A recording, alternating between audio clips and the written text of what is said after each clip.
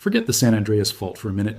When seismologists talk about the fault that keeps them up at night, the one capable of producing the single worst natural disaster in American history, they're not looking at California at all. They're looking 70 to 100 miles off the coast of Oregon, Washington, and Northern California at a 700-mile-long megathrust fault most Americans have never even heard of. It's called the Cascadia Subduction Zone. According to federal emergency planning documents, when it finally ruptures, it will unleash a magnitude 9.0 earthquake, 5 to 7 minutes of violent shaking, and a tsunami up to 100 feet tall. There's currently no reliable way to know if that happens today, next year, or 50 years from now. Let's get right into it. Let's start with what makes this fault fundamentally different from the one most Americans actually picture when they think about earthquake risk. The San Andreas Fault is a strike-slip fault, meaning two tectonic plates grind horizontally past each other. It produces frequent small and moderate earthquakes as that stress releases gradually and often. Cascadia is a completely different animal. It's a subduction zone, meaning the Juan de Fuca oceanic plate is being forced directly underneath the North American continental plate, diving downward at a rate of roughly 40 millimeters per year. Because the shallow portion of that fault, down to about 20 kilometers deep, is completely locked by friction, it isn't releasing that pressure gradually at all. Instead, strain has been accumulating silently, continuously for centuries, stored as elastic energy in the rock with nowhere to go until the lock finally breaks. That's the fundamental difference that makes Cascadia so much more dangerous than a fault most people worry about far more. San Andreas gives you constant small warnings. Cascadia gives you almost none, right up until the moment it doesn't. Let's talk about the scale of what this fault is actually capable of, because the numbers here are genuinely difficult to comprehend. The Cascadia Subduction Zone stretches roughly 700 miles, from Cape Mendocino in Northern California all the way north to Vancouver Island in British Columbia. It's capable of generating what seismologists specifically call a great earthquake, magnitude 9.0 or potentially higher, placing it in the same category as the most violent earthquakes ever recorded on the planet, including the 2011 Tohoku earthquake in Japan and the 2004 Sumatra earthquake. Both of those events triggered catastrophic tsunamis that killed tens of thousands of people. When Cascadia ruptures, coastal residents from Northern California through Washington state can expect somewhere between 3 and 7 minutes of violent, continuous shaking. For comparison, most damaging earthquakes people have experienced last well under a minute, and the earthquake itself is only the beginning. Tsunami waves as tall as 100 feet are expected to barrel toward the coastline within minutes of the shaking starting, giving coastal communities an extremely narrow window to reach higher ground before the waves arrive. Here's a detail that even a lot of Pacific Northwest residents don't fully understand about this event. It makes the disaster meaningfully worse than the earthquake and tsunami alone. New research published in the Proceedings of the National Academy of Sciences found that when Cascadia ruptures, entire stretches of coastline are expected to physically drop or subside by as much as 6.5 feet almost instantly. That's not damage from the earthquake shaking things apart. That's the actual ground level dropping, permanently, the moment the fault releases. Researchers found that subsidence on that scale could more than double the number of people, homes, and roads left permanently vulnerable to flooding in the disaster's aftermath. That's because entire communities that sit safely above today's floodlines could suddenly find themselves below them. In other words, even towns that structurally survive the shaking and the initial tsunami could still end up underwater on a permanent, ongoing basis afterward. This is one of the more sobering findings to come out of Cascadia research in recent years, because it means the disaster's geography doesn't fully resolve once the shaking stops and the initial tsunami recedes. For many coastal towns, the map itself effectively changes, and rebuilding in the exact same location may simply no longer be viable once new floodlines are established. Now let's talk about exactly why we know this fault is capable of an event this size, because the evidence behind it is one of the more remarkable detective stories in modern geology. The last time Cascadia ruptured was January 26, 1700, at approximately 9:30 in the evening. We know the exact date not because of any written record in North America at the time, but because of what happened on the other side of the Pacific Ocean.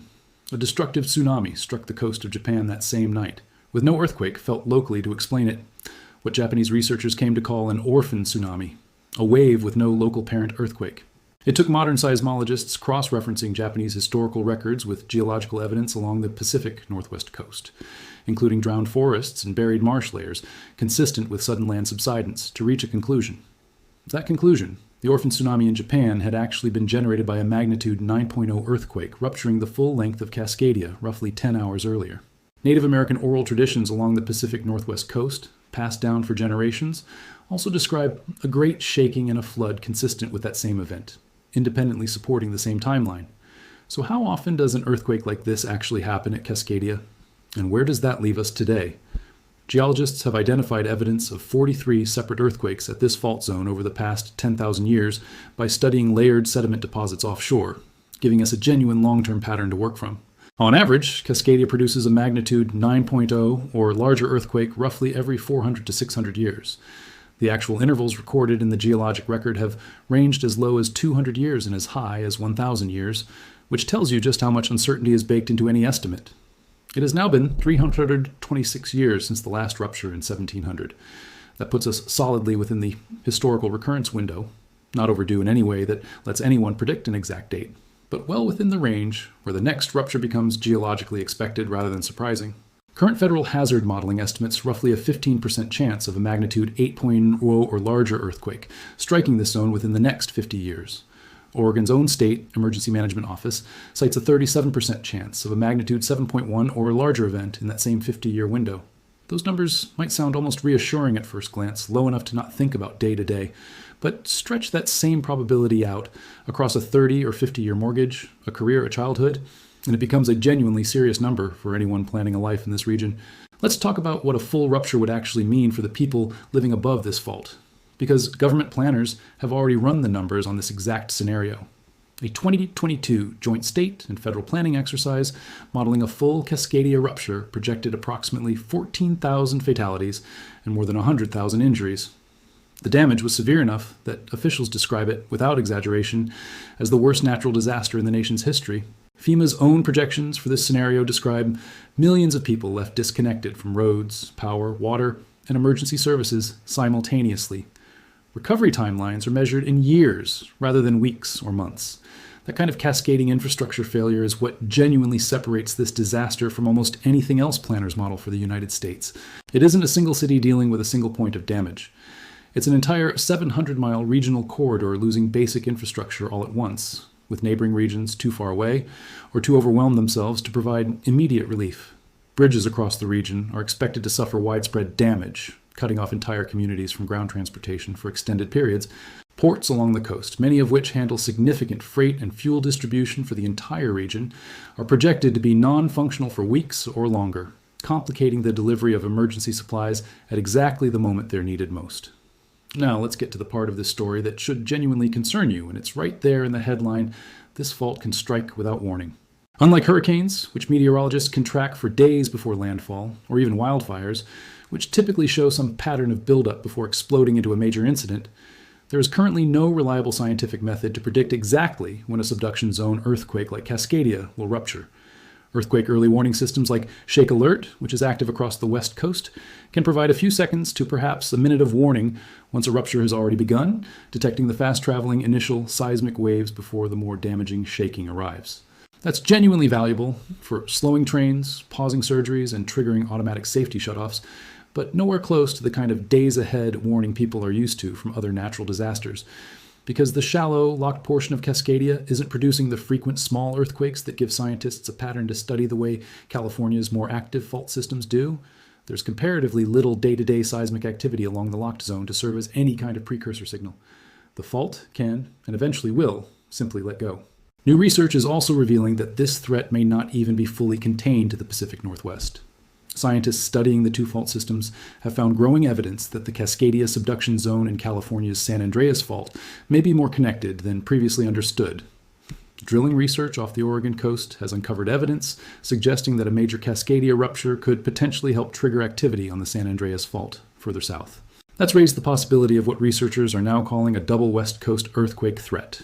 Two of the most dangerous fault systems in the country interacting in ways scientists are only beginning to map. Separately, researchers tracking swarms of tiny, sub-perceptible earthquakes beneath Northern California have been uncovering a hidden and surprisingly complex earthquake zone in exactly the region where these two fault systems come closest to interacting, adding yet another layer of complexity to a threat that was already difficult enough to model on its own.